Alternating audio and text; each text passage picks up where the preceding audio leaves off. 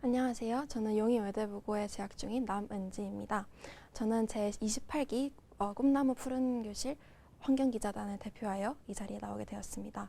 60명의 환경기자단을 대표하여 나왔는데 오늘 인터뷰 응해주셔서 정말 감사드립니다. 먼저 꿈나무 푸른 교실 친구들에게 간단한 소개 부탁드립니다. 안녕하세요. 꿈나무 푸른교실 친구들. 저는 동두천 양주교육지원청에서 장학사로 일하고 있는 안재정입니다. 지난 20년간 환경교사로 근무했고 최근에 기후환경 처음공부라는 책을 출판하게 돼서 오늘 여러분과 함께 만날 수 있는 자리를 마련하게 되었습니다. 감사합니다. 반갑습니다. 최근 학교에서도 그리고 뉴스에서도 기후위기라는 말을 자주 듣지만 학교에서 배우기를 지구의 기온은 과거에도 상승과 하강을 반복했다고 합니다. 빙하기도 있었고 간빙기도 있었고요. 그렇다면 왜 지금의 기온 상승만 위기라고 불리는 걸까요? 지금의 기온 상승이 과거의 기온 변화와는 어떤 차이가 있는지 궁금합니다. 보통 지구의 생태적인 그런 용량을 생각했을 때 15도에서 25도 정도의 온도 변화를 갖고 있는 것 같습니다. 그래서 평균 17도 정도를 갖고 있는데 최근의 변화가 문제인 거는 산업혁명 이후에 굉장히 급작스럽게 기온 변화가 일어나고 있는 게 문제라고 볼 수 있습니다. 우리나라 같은 경우에는 2024년 1월이 가장 더웠던 해로 기록되는데 그때 산업혁명보다 1.66도 더 올랐다고 합니다. 이런 급격한 변화가 지구상에 살고 있는 생명체들 그 변화에 적응하지 못하면 멸종할 수도 있고 그다음에 사라질 수도 있는 그런 문제들이 일어나기 때문에 그러한 급격한 변화에 대해서 우리가 문제시하고 있는 거고 그러한 변화를 어떻게 하면 완화할 수 있고 우리가 적응하면서 살아갈 수 있는지에 대한 그런 고민들이 크다고 볼 수 있습니다. 작가님 말씀을 듣다 보니까 기후위기의 문제가 단순한 환경 문제는 아니라고 생각이 듭니다. 그런데 이러한 기후위기의 피해는 모두에게 똑같이 일어나는 것이 아니라 사회적으로 취약한 계층에 집중된다는 이야기를 들은 적이 있어요. 작가님께서는 기후위기가 왜 특정 집단에게 더 피해를 주는지 그리고 이 문제가 어떻게 사회 불평등과 연결되는지 설명해 주실 수 있나요? 네, 이런 기후위기가 문제가 되는 것은 인간활동의 근본을 전달하는 게 문제입니다. 예를 들자면 인간활동이 과해서 지구에 영향을 주는 건데 그러한 과한 영향을 그동안 누가 줬냐. 어떻게 보면 산업혁명 이후에 지구에 불을 축적한 선진국일 수 있습니다. 그리고 이러한 선진국들은 그런 시간 동안에 뭔가 대응할 수 있고 준비할 수 있는 시간을 가졌다면 그게 상대적으로 그렇지 못한 나라들에서 그런 문제가 생겼을 때 그런 사회적 불평등이 생기게 되는 것들이죠. 그래서 이게 단순히 기후변화의 과학기술적인 문제뿐만 아니라 사회적인 문제, 그리고 평등의 문제, 그리고 우리 지구가 가져야 되는 그런 가치의 문제와도 다 연결되어 있다고 볼 수 있습니다. 그래서인지 기후 문제를 해결하기 위한 행동들은 단순한 환경 보호를 넘어서 사회 불평등을 해소하는 일도 연결되는 것 같아요. 요즘 많은 사람들이 기후 문제를 해결하기 위해서 탄소 중립이나 재활용, 친환경 제품 구입과 같은 노력들을 하고 있는데요.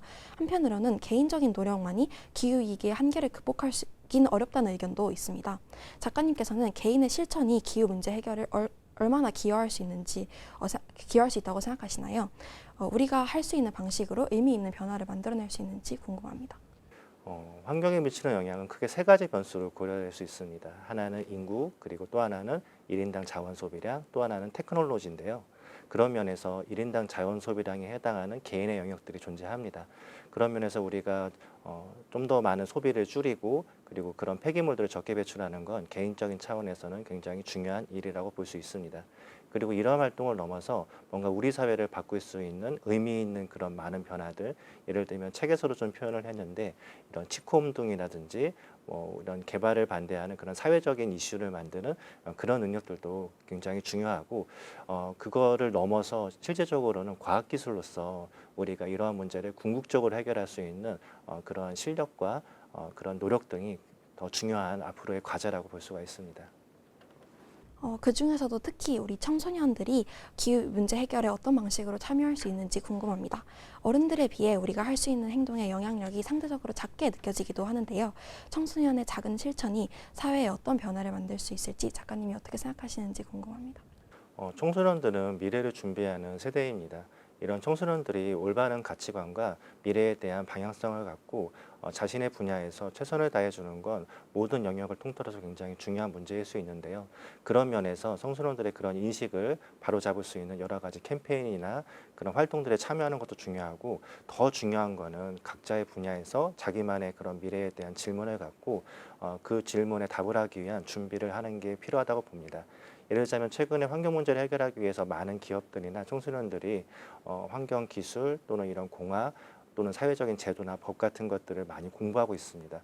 그런 면에서 상대적으로 우리나라 같은 경우에는 그러한 교육이나 이런 게 좀 미흡하다고 볼 수 있습니다. 그래서 그런 분야에 있어서 학교 교육뿐만 아니라 여러 가지 다양한 경험을 통해서 그런 경험을 쌓아가는 게 청소년들이 할 수 있는 미래를 위한 가장 최선의 대안이라고 생각합니다. 그렇다면 반대로 우리가 지금 기후 문제를 진지하게 받아들이지 않고 외면하거나 아무런 실천을 하지 않는다면 앞으로의 어떤 상황이 발생될 거라고 보시나요? 네, 외면하게 된다면 피할 수 없는 상황이 발생할 수도 있습니다. 그런데 그럼에도 불구하고 그런 문제에 있어서 너무 불안과 불확실 그리고 그런 우울감들을 갖진 않았으면 좋겠어요.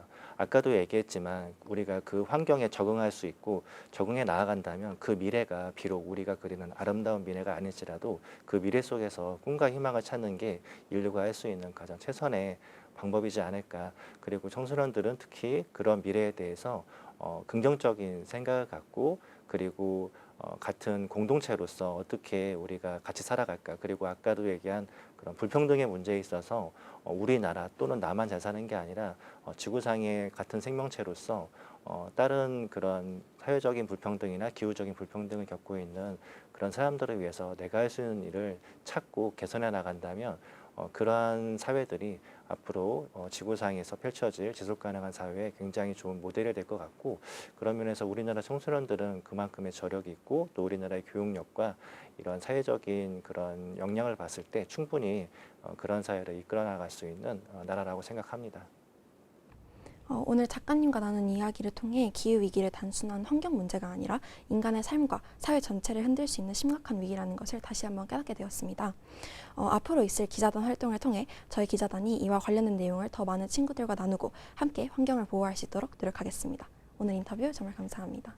예, 이런 소중한 자리에 초대해 주셔서 감사드리고 앞으로 청소년들이 우리나라의 중요한 역할을 했으면 좋겠습니다. 감사합니다.